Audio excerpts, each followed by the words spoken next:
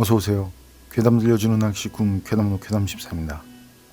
요즘 날씨가 더운 걸 넘어 뜨겁다가 갑자기 비가 온 뒤 습해졌다가 또 시원해지고 다시 뜨거워졌다가 이걸 반복하는 시기죠. 날씨가 변덕스러운 기간이에요.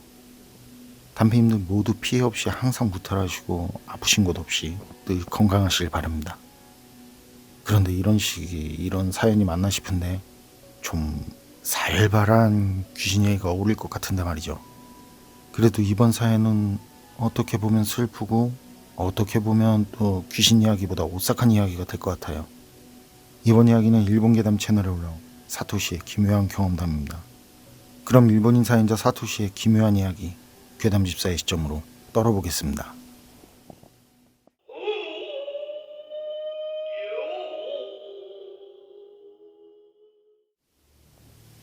제가 소름 돋는 오싹한 이야기 하나 해드릴게요. 이 얘기는 대략 10년 정도 전에 있었던 일인데 바로 제 눈앞에서 벌어진 잊지 못할 일이에요. 어느 현에 있는 페리오 승선장에서 배 시간을 기다리고 있었거든요. 추운 날씨 속에 벤치에 앉아서 바다를 바라보고 있는데 주차장에서 이상한 움직임을 보이는 경차가 눈에 띄었어요. 주차선에 들어갔다가 바로 나온다든지 주차장을 빙글빙글 돈다든지 하는 그런 이상한 움직임을 보이더라고요. 뭐 하는 거지? 전 벤치에 앉은 채로 멍하니 보고 있었는데 그렇게 이상하게 움직이던 경차가 제 옆까지 와서는 조금 더 왔다 갔다 하더니 멈추더라고요. 그리고 차에선 중년으로 보이는 마른 여자가 내리는 거예요. 여자가 내린 뒤엔 바로 뒤이어서 날로 보이는 초등학교 저학년 정도의 여자아이랑 그 여자아이보다 몇 살 위 언니인 듯한 여자아이가 내리고, 그러더니 나중에 내린 아이가 자판기에서 주스를 뽑아요.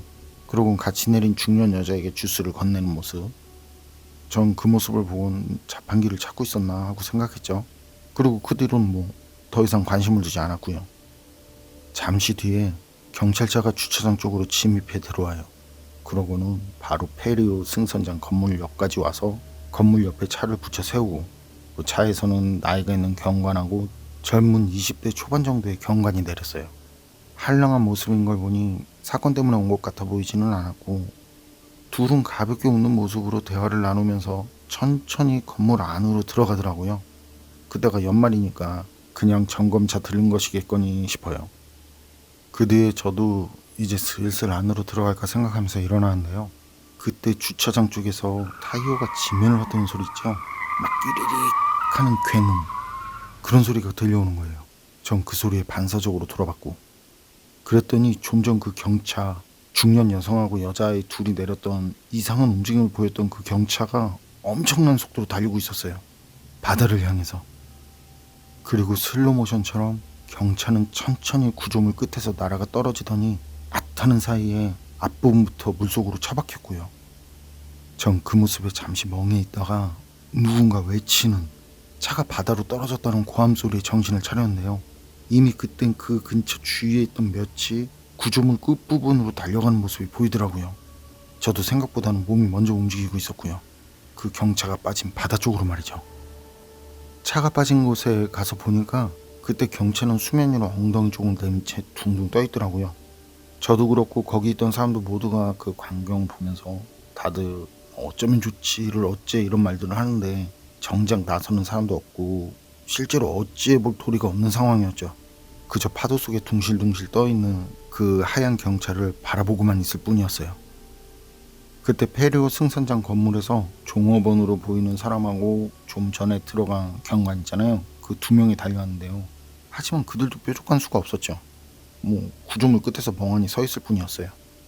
그런 현실과 상황에 그 자리에 있던 모두는 여러 가지 힘들고 답답한 긴장감을 표출하고 있었어요. 그러다 이윽고 결심이 선 듯 젊은 경관이 위독과 권총 등이 장착된 벨트를 풀어서는 옆에 있던 선배 경관에게 건네주고는 망설임 없이 바다로 뛰어들었어요. 수면으로 떠오는 경관은 서서히 먼바다 쪽으로 흘러가고 있는 그 경찰을 향해 헤엄치기 시작했어요. 주위에서는 모두가 경관을 향해서 힘내라며 응원을 시작했고요.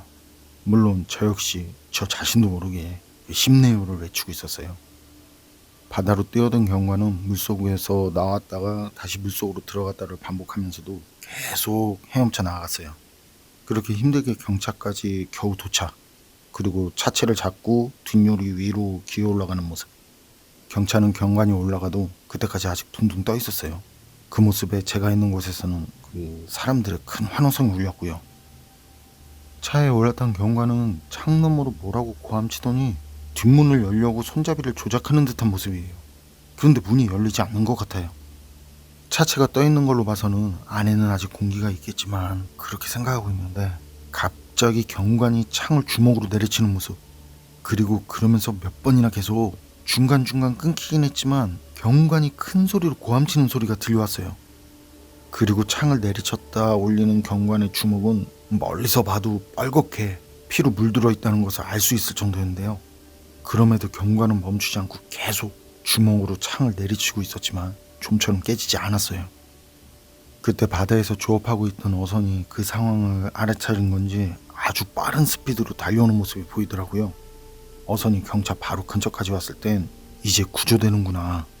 주변에 있던 모두가 그런 말을 하는 순간 서둘렀던 탓일까요?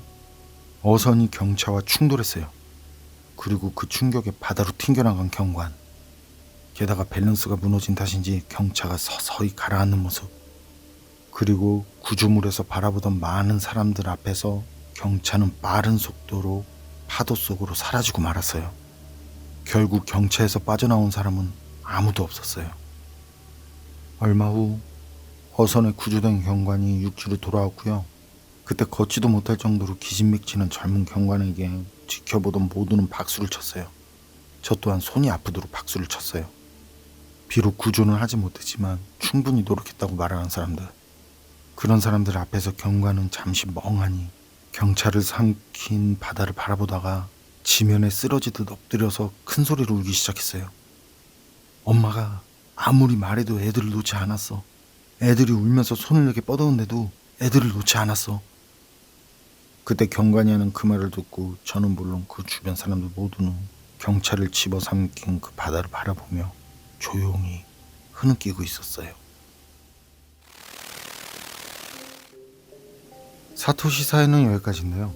이 사연을 보면서 가슴이 너무 아프더라고요. 우리들 삶에서도 이런 안타까운 기사를 접할 때가 있잖아요. 생활고라든지 우울증이라든지 기타 여러 이유로 부모가 아이를 데리고 어떻게 했다, 그런 기사. 이 사연, 부모의 역할이라든지 그 책임이라든지 그것들과 관련해서 다시 한번 무겁고 진지하게 생각하게 만드는 이야기였던 것 같아요. 특히 마지막 부분, 애들이 울면서 손을 내게 뻗었는데도, 이 부분에선 사연을 읽는데 머리에 장면이 그려져서 마음이 너무 아프더라고요. 아이들은 살고 싶어 한 건데 가슴이 너무 아프네요. 제발 이런 안타깝고 비참한 일들이 더는 생기지 않기를 바랄 뿐입니다. 하나하나의 생명은 세상보다 소중하니까요. 교담록 오늘 이야기는 여기까지입니다. 그럼 전 다음에 또 다른 사연으로 찾아뵙겠습니다. 늘 건강하시고 평온하세요. 함께 해주셔서 고맙습니다.